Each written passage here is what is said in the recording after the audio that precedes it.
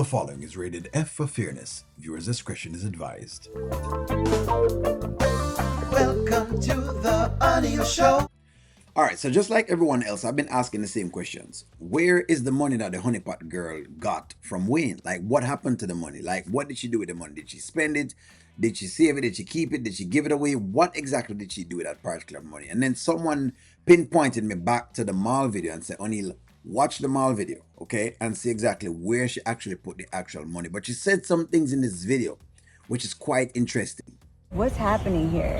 Where is the money? I'm saving it.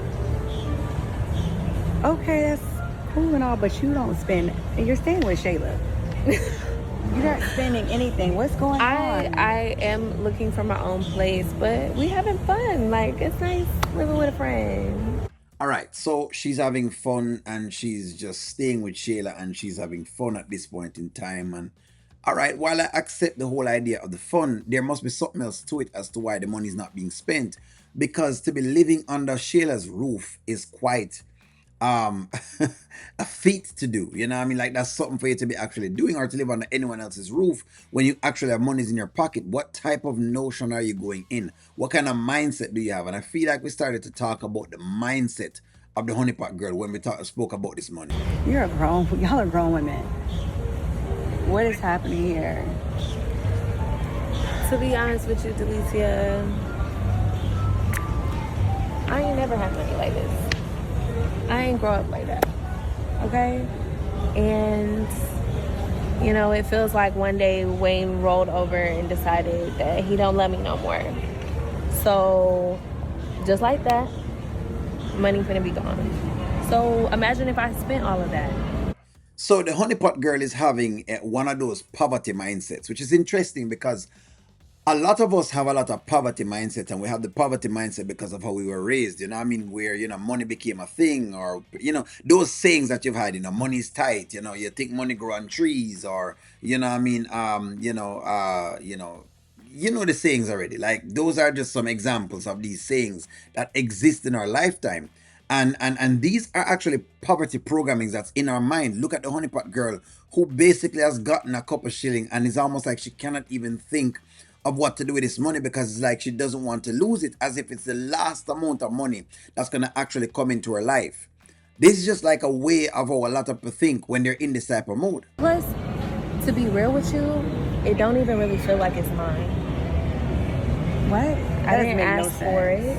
I didn't ask him to do that. It's just, I don't know, it's a weird thing, and I just don't even feel like it's mine.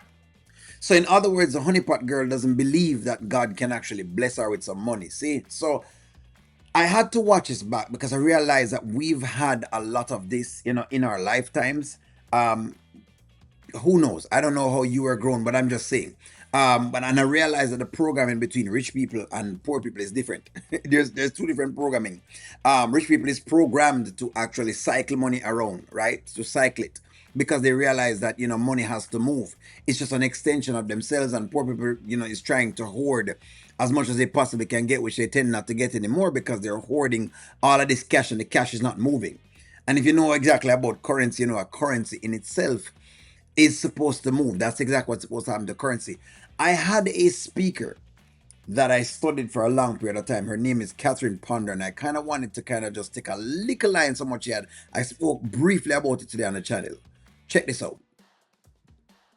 All right, so I don't know who need to hear this or who need to see this, but I remember the speaker, Catherine Ponder, and I don't remember exactly how I got to her content, but one of the things I remember that resonated with me well was saying, you know, limiting yourself to a narrow, pinched existence stems from ignorance rather than from divine will. So when people saying, you know, it's God's will that them stay poor because, you know, they try to use that whole idea of it's better for it's what is it? It's easier for a rich man to go through the eye of a needle, or some whatever saying that people come up with to justify poverty. And a couple of the philosophies that came up for her was the law of attraction and radiation, and says that, hey, you know, you attract what you radiate. Holding on to thoughts of lack creates a poverty mindset, whereas picturing and expecting success brings about positive results. And that's kind of what I was saying. The honeypot girl wants to be picturing this particular success. Then you also even have the vacuum law. You know, you must clear out the old, whether it is negative thoughts, habits, or physical clutter, just to create space for new opportunities. I always said this, that you must release things in order to get new things. It's like if you have a closet full of clothes, and the clothes are from, I don't know, 1992. In order to get some new clothes, you need to basically do away with that. That's why yard sales and those things work, because it helps you to release some things that basically you're no longer using, that you're no longer working with, or even if you're using it and you've kind of gotten tired of it, you want to get rid of it now so you can get more things. Now, we're not saying just willy-nilly going ahead and spending it. That's not what O'Neill is saying. But O'Neill is saying you can't just hold on to, two little shilling simply because you believe, that you're, not going to get anymore. You just can't think like that, because to think like that is to be saying that God is a limiting kind of being. You understand? So it concerns me, because I see a Shayla, because you're holding on to so much money, you're actually willing to take something like this from someone. As a friend, as somebody who I have confided in, I've opened up to, I've opened the doors of my home to you, I've been real with you, I've always had your back, I want your best interest in life, I try to get you back with your man. And I feel like by you being so neutral, you're actually picking Denisha's side. So I'm not here to tell you how to act and how to carry yourself and who to be loyal to, but I really feel like you need to get out my house if that's where you're going with it.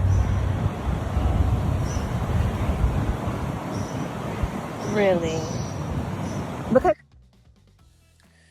Imagine living in someone's house and them telling you that you need to get out of their house because you no longer are going to be able to be yourself. So, in other words, whatever you believe in, you can't believe in that. And if you want to say rightfully say, you could say that, because the truth of the matter is, it is Shayla's house. The point of this video I wanted to raise was how they showed the honeypot girl character having all of this money, and because of her fear and the poverty mindset that she has had, it basically, it sets her up to actually take more abuse from other people in her sphere, instead of saying, you know what, I'm going to trust that wherever this 200,000 plus money come from with Wayne, there's going to be more of it that's actually going to come into my existence. And this is kind of why I said that, see, what the honeypot girl should have been doing was spending time to ask Wayne questions about businesses and to learn more about businesses, rather than to spend her time focusing with these girls. So I think that, funny enough, the writers have kind of expressed what I was trying to express when I said that when you meet a man like Wayne, your duty is, it means you're being given a chance by the universe, or whatever it is, or God, or whatever you want to call it, right? Whatever you've been asking for in abundance is coming into you. Your question is to be as teachable as you possibly can.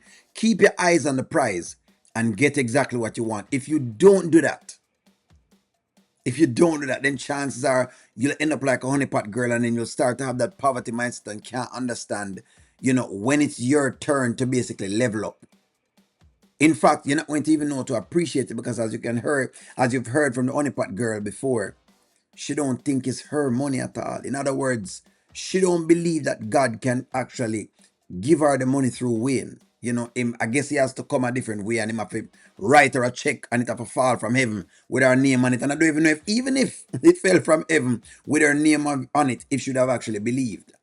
If I'm not mistaken, and I keep saying this, remember, Elijah was fed by a raven. I believe that's what it is. He was fed by a raven. Don't know who needed to hear this tonight, but hey, you know my content. You know me, I always try to see exactly if I can provide, thought provocative, ideas and, things that I see inside of the skits. But give me your take. What do you think about the poverty mindset? Can you discuss that inside the comments? I want to hear from y'all. Like, share, comment, subscribe. I'll talk to y'all soon.